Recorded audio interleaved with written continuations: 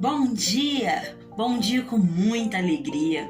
Que Papai do Céu abençoe sempre o nosso dia. Agradecemos sempre ao ar que respiramos, à luz do dia que nos ilumina. Amém? Vamos lá para o nosso texto de hoje, a nossa acolhida do dia 27 de outubro de 2020. Tá acabando o mês, hein, galera? Vamos lá finalizar esse ano com a graça de Deus, né? Muitos desafios enfrentamos aí, mas vamos vencer, porque somos vencedores e confiamos em Deus que tudo vai dar certo. Quero ser luz e iluminar tudo à minha volta. Todos sabem que para a luz iluminar um lugar, ela deve ser colocada num local próximo para poder clarear. A luz descobre o que está encoberto, ilumina tudo o que está perto. Tudo o que é segredo torna-se descoberto. A luz é vida, ilumina a estrada que pela escuridão é escondida. Alegra as crianças, traz de volta a esperança perdida. Senhor, que a vossa luz seja o nosso guia. Todos os dias eu falo, né? Vamos agradecer a luz que nos ilumina, a luz do sol, porque essa luz, ela nos traz alegria, nos traz outro dia, uma nova chance de fazer alguma coisa diferente. É a nossa vida desenvolvendo e sempre iluminada com a luz do sol e a luz de Deus, que tem que ser o nosso guia. Se andarmos na luz, seguindo o caminho da luz, nós seremos muito mais felizes. Vamos agir diferente? Precisamos agir diferente? Ou só temos que pensar um pouquinho nas atitudes e continuar fazendo o que já fazemos, de uma forma melhor ou da mesma maneira? Vamos lá? Você hoje vai pensar em todos os segredos que não o deixam crescer mais. Os ensinamentos que você aprende no dia a dia devem clarear o seu caminho e dar forças para que mude sua atitude quando precisar. Foi o que eu acabei de dizer, né, gente? Às vezes não precisamos mudar. Já agimos da forma correta, já seguimos o caminho que Deus nos indica, né? Então, hoje você vai simplesmente pensar nos seus segredos. E aí, tem alguma coisa que está escondido, que você quer contar a alguém? Às vezes esse segredo, ele está te prejudicando, ele não está te deixando crescer. Então você vai pensar nisso e vai ver, é necessário mudar, é necessário falar para alguém, para o papai, para a mamãe, com um colega, com um primo, com a vovó, que é sempre a confidente. Eu conversava muito com a minha avó quando eu era criança. Então, e ela sempre me dava bons conselhos, viu? A vovó é excepcional. Então vocês conversem. Será que tem alguma coisa escondida aí que é preciso compartilhar com alguém? Tá bom? Então esse é o nosso texto de hoje e vamos lá para o nosso plano de estudo. Tá muito fácil, viu? Para vocês que são super inteligentes, vamos lá para o nosso plano de estudo. Em língua portuguesa, aqui na página 19, nosso livro diz assim: no seu livro do primeiro semestre, você começou a estudar a classificação das palavras. Agora vamos dar continuidade a esse assunto, ampliando um pouquinho mais os seus conhecimentos. Releia as frases a seguir. Vamos ler aí essas frases. O rio Amazonas, tão conhecido no mundo todo, nasceu de um jeito bem diferente de como nascem os outros rios. Ele nasceu do amor. Então, o rio Amazonas está escrito em vermelho. O porquê que essa palavra está destacada? Vamos lá para a próxima frase. Com essa união, o sol queimaria a terra e nem todas as lágrimas que pudessem surgir da lua evitaria seu fim. Por que será que essas três palavrinhas também estão em vermelho, em destaque? Suas lágrimas escorreram pelos morros e até chegar ao Oceano Atlântico. Oceano Atlântico também está em destaque. E aí a pergunta: as palavras destacadas acima foram escritas com letra inicial maiúscula. Por que que isso ocorreu? Elas estão destacadas por algum motivo. E qual que é esse motivo? O que vocês acham? Essas palavras que estão destacadas aí, ela é um substantivo próprio, um substantivo comum? Ela está em maiúsculo porque começou a frase? Porque terminou a frase? Por que essas palavras estão escritas com letra maiúscula? Letra B. Escreva a quem ou a que se referem esses nomes observando o exemplo. O exemplo está aí na primeira linha. Amazonas. Rio Amazonas está em maiúsculo porque é o nome do rio. É um nome próprio, um substantivo próprio que deu nome àquele lugar. Então, sendo nome de cidade, de rio, de rua, de pessoa, é letra maiúscula, é substantivo próprio. Aí você vai responder os outros. Sol, por que está escrito em maiúsculo? Terra, Lua e Atlântico, por que estão em maiúsculo? Pense um pouquinho, lembre das explicações que vocês já ouviram antes desse exercício, né? E um pouquinho da agora também vocês já vão conseguir responder essas questões. Letra C. Além desses nomes, que chamamos de nomes próprios, há outras palavras escritas com letra inicial maiúscula nas frases anteriores. Por que que isso aconteceu? O Sol e a Lua, eles levaram o nome a letra maiúscula porque era o nome dos personagens da história. Então, além dos nomes próprios, quem leva o nome, na história aí, nesse contexto que estamos estudando, essas outras palavras foram escritas com letra maiúscula por serem nomes de personagens, por fazer parte da história, certo? Número 2. Você está vendo que os nomes podem identificar um ser de forma particular ou de forma geral. Agrupe adequadamente os nomes da lista abaixo, transcrevendo-os nos quadros. Esses nomes aqui, vocês vão colocar. Esse nome aqui, terra, ele nomeia um ser particular ou ele nomeia um ser em geral? Mundo, está escrito com letra minúscula, então é um ser, seres em geral. Aqui vai ficar como se fosse letra maiúscula e letra minúscula, tá bom? Vou dar essa dica aí para vocês. Então, vocês agora separem essas palavrinhas do quadro, como nomeiam seres em particular, letra maiúscula, seria um nome próprio, certo? E seres em geral, letra minúscula é um substantivo comum.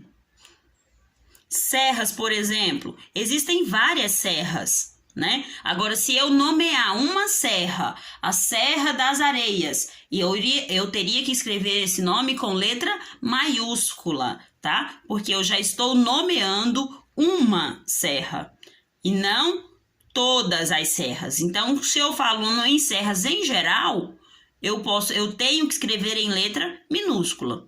Agora, se eu falo um ser em particular, eu escrevo com letra maiúscula. Lua, Sol, Atlântico, certo? Só existe um Sol, só existe um Oceano Atlântico, só existe uma Lua. Então, é um ser em particular, só um ser próprio, certo? E finalizando, vamos responder a questão 3 da página 21. Há nomes que são formados por uma só palavra, que são chamados nomes simples.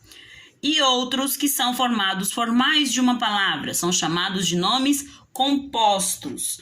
Então, simples e composto. Um nome simples. 2 ou mais nomes, composto. Olha os exemplos. Papo e bate-papo. Então, eu peguei uma palavra e transformei ela em duas. Vamos bater um papo? Você está no bate-papo? Então, aqui são uma palavra simples e uma palavra composta. Cachorro e cachorro quente. Eu vi um cachorro na rua e eu comi um cachorro quente na rua. Então, nome simples, uma palavra, composto, duas ou mais palavrinhas, tá bom? Então, olha aí a informação que também temos para ampliar o nosso conhecimento. Formar nomes compostos é uma maneira que a língua oferece para criarmos novas palavras. Observe que interessante. A palavra cachorro é um nome simples e se refere a um animal. A palavra quente se refere a um estado de temperatura. Separadas, elas têm um sentido. E quando estão juntas, formam um nome composto que ganha um novo sentido, referindo-se a um tipo de sanduíche. Eu amo cachorro-quente. Então, o que é que vocês vão fazer aqui no exercício 3? Procurar mais 3 palavras, 3 exemplos de nomes compostos e formar frases com eles. Vocês vão procurar aí, vocês só pensar aí, vocês já vão imaginar um monte de palavras compostas, né? Então, vocês vão escolher 3 palavrinhas e formar frases. Da mesma forma que eu falei ali do cachorro. Eu vi um cachorro na rua, eu comi um cachorro quente na rua, certo? Então, vocês podem formar frases com palavras compostas, tá bom? Então, essa é a atividade de língua portuguesa de hoje. Então, vamos lá. Números ordinais, como já estudamos e coloquei também no plano de estudo para vocês, números ordinais, eles indicam a ordem ou a posição de um objeto, de uma pessoa, de alguma coisa, né? Então, indica ordem ou posição. Sabendo disso, vamos responder os exercícios da página 30. Muito fácil, mamão com açúcar para vocês, meus alunos super inteligentes, né? Então, observe a fila para o cinema. Para cada pessoa, há um número que indica a ordem ou a posição que ela ocupa na fila. Pesquise e complete os que faltam. Não precisa nem pesquisar, né? É só observar. A mocinha aqui de cabelo branco é a primeira, né? E aqui já tá escrito o primeiro aqui. O primeiro já está aqui. Então, vem primeiro, segundo, terceiro, quarto, quinto, sexto, sétimo, oitavo, nono e 10º. Aqui vocês vão indicar com os números ordinais, tá bom? Então, vamos para o segundo, número 2. Pesquise e responda. Também acho que não é necessário pesquisar, né? Só você lendo aqui, você vai saber responder tudinho sozinho, sem até a ajuda da mamãe ou do papai. Qual é o seu primeiro nome? Nós temos o nome e sobrenome. O meu primeiro nome é Leda. Segundo nome, Teixeira. Então, primeiro, segundo nome, né? Aqui tá perguntando o seu primeiro nome. Qual é o 10º mês do ano? Vamos contar aí, ó. Usa os dedinhos da mão para contar. Janeiro, fevereiro, março, abril, maio, junho, julho, agosto, setembro, outubro, novembro, dezembro. Então, nos dedinhos da mão, na hora que você chegar falando todos os meses do ano, você indica o nome do mês que você vai colocar aqui. E qual é o 5º dia da semana? qual é o quinto dia da semana? Aí nós temos que saber qual é o primeiro, tá bom? A segunda-feira não é o primeiro dia da semana. Segunda já é o segundo dia. Então, o primeiro dia da semana, domingo. Então, vai em domingo, segunda, terça, quarta, quinta, sexta e sábado. A nossa semana é assim, tá bom? Começa no domingo, termina no sábado. E aí tá perguntando para vocês qual é o quinto dia da semana. E qual é a oitava letra do alfabeto? Você vai falando também o alfabeto até você chegar na oitava letra e colocar ela aqui na linha pra gente, tá certo? E para finalizar a nossa atividade de matemática de hoje, esse presente que eu dei para vocês, muito fácil de responder, ligue os números ordinais aos números escritos por extenso. Na linha de cima nós temos o número ordinal, né? A escrita numérica. E aqui embaixo, na linha de baixo, nós temos o nome escrito por extenso, né? O nome daquele número. Então, vamos lá. 12º. Você vai procurar aqui onde está o 12º e vai ligar, passando uma linha reta aqui, unindo o 12º ao nome dele. Tá certo? Então, essa é a aulinha de matemática de hoje.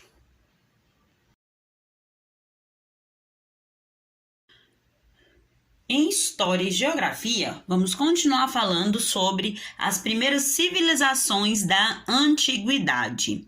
Aqui na nossa página 17, tem umas ilustrações onde vocês vão ter que interpretar para responder a questão da página 17, da página 18. Nós temos aqui, olha, eles mostram a civilização mesopotâmico.